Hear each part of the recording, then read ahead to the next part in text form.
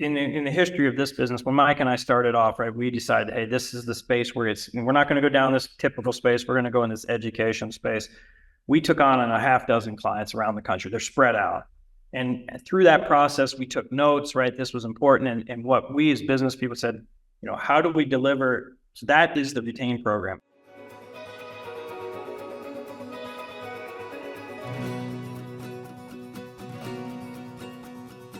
Hi, Mike and Jeff. Thanks for joining us today. Let's take a second and share with the listeners a little bit about AgrisAcademy. Well, let's start with what we aren't. You're always good at that. Yeah. So AgrisAcademy, different than what you normally would see or hear in the ag industry, a broker, advisor. We don't do any of that. Our business is teaching high-end merchandising skills, the same skills we taught merchandisers as they came and joined the company. I did 30 years in the commercial space. And on the future side, it's the best practices of futures risk management, the things you do, the things that professionals do. That is our business. We do that. We focus on long-term value in learning. And most operations today, especially in a place like Illinois, have a lot of the same resources that a grain operation would have. You have production, you have storage, you have logistics, you have multiple outlets. So we teach farmers to think like a risk manager and a merchandiser, just like we were. The big thing that's changed in farming today is farms have gotten larger. They have bins, they have all these infrastructure. They can now operate like a grain elevator with that mentality. There's nobody teaching this space to the growers around the country. Well, so let's maybe talk about that part a little bit more. The specific tools, the strategies. What does the AgrisAcademy, what are they going to suggest that a farmer use to avoid missing out on potential revenue or different price programs, things like that? Well, it sort of depends upon the market structure at the time. And what's nice about, when you're versed in the skills of physical trading and being a merchant, some of the answers are automatic in terms of what you're supposed to do when the market gives you this. And again, we are not talking futures. We're talking the physical market in and around your operations and the outlets you're going to. But you maybe want to expand a little more on that? Yeah, I mean, we kind of have a set of process that we teach, right? And that's what we're talking about. If you want me to tell you what the farmer has to do to make more money, they need to sit down and learn the process. And some of the things that are in that process is like, you need to really know your position. We've yet to be on a farm that does. We work with some really well-managed farms. You need to know yourself.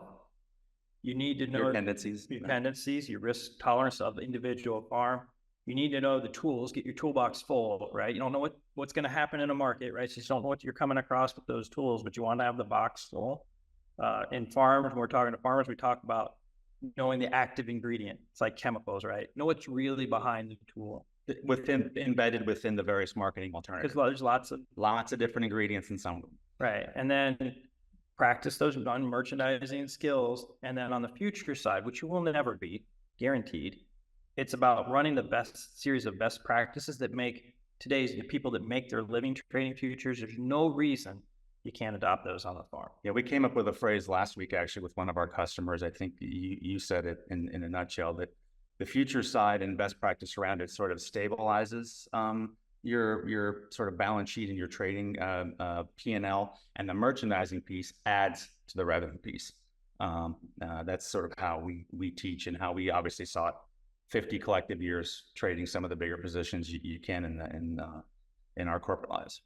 Yeah, I know that on my own farm, the marketing side of things is one of the most challenging parts, and you tend to hear that time and time again from farmers, right?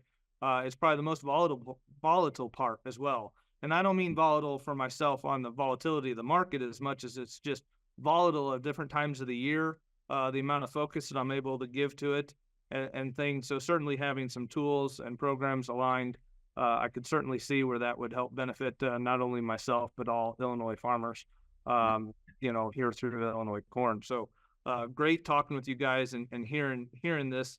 Appreciate it. So let's, one of the aspects of your business is the one-on-one retained relationship. So, what kind of comes along with that, and how do you respond if I was to say, why is that such an important part of the program? Yeah. So in the history of this business, when Mike and I started off, right, we decided, hey, this is the space where we're not going to go down this typical space. We're going to go in this education space. We took on a half dozen clients around the country. They're spread out. And through that process, we took notes, right? This was important. And what we as business people said, how do we deliver? So that is the retain program. It's on the farm. We're teaching on the farm, at the kitchen table, in the shop office. We're available 24/7. You're more like a consultant, but not on up or down. And we're just like, did you look at this? Did you do this math right? How are you thinking like a merchant? How do you add value? And that has just produced tremendous value for those clients. It's of course highly customized in that sense. Right. We know every inch of their operation. And then as we built the business and got growing, we're like, how do we get to more farmers? Right. Which takes you to the next level, which is we sat down and we said, okay, we're going to bucket all this data into 20 sessions effectively, which is our master's class. We're going to leverage technology. We're going to go out and put a virtual classroom together. We rent classroom space from one of the universities here where Mike and I live. All the trappings of special cameras and sharing, high-speed internet, all the good stuff you need to have a modern class. And we teach this 20-session class 2 nights a week for 10 weeks. But that allowed us to get a significantly lower price point, which means it's basically, if you're farming, you can afford to do it. I mean, Mike and I have a driver that we wanted to keep the costs down and we wanted to make the access easier. All right. And then we also video. We work with Acres TV. So there's a library. So if you miss a class or such, you can go to that. So that is our kind of next way to get to farmers, our master's class. It starts in just after Thanksgiving. So it's, in the evenings after Thanksgiving, it's designed to max, your ability to attend. And then we do some workshops, right, where it's kind of a sponsored deal. We'll come in for a day or 2-day, call it high-speed class. And we tell us, this tends to be sponsored by, say, a bank or a seed company or something like that.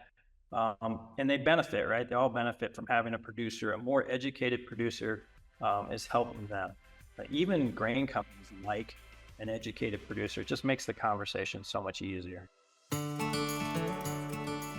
So I would imagine in the workplace it can be the same way for you guys, and you got to find a way to kind of blow off steam, right? So here at Illinois Corn, we do that by our sessions that are called Not to Be Corny, and hopefully they're as corny as they can be, because that's the best part of it. So I've got a question for you. How does AgrisAcademy keep farmers from losing money? You got to think about it from our standpoint here, from a corny standpoint, right? Is this a question or a joke? It's a joke. It's a joke. So I'll just lay it to you. It's by turning wild guesses into crop-tastic strategies that actually work.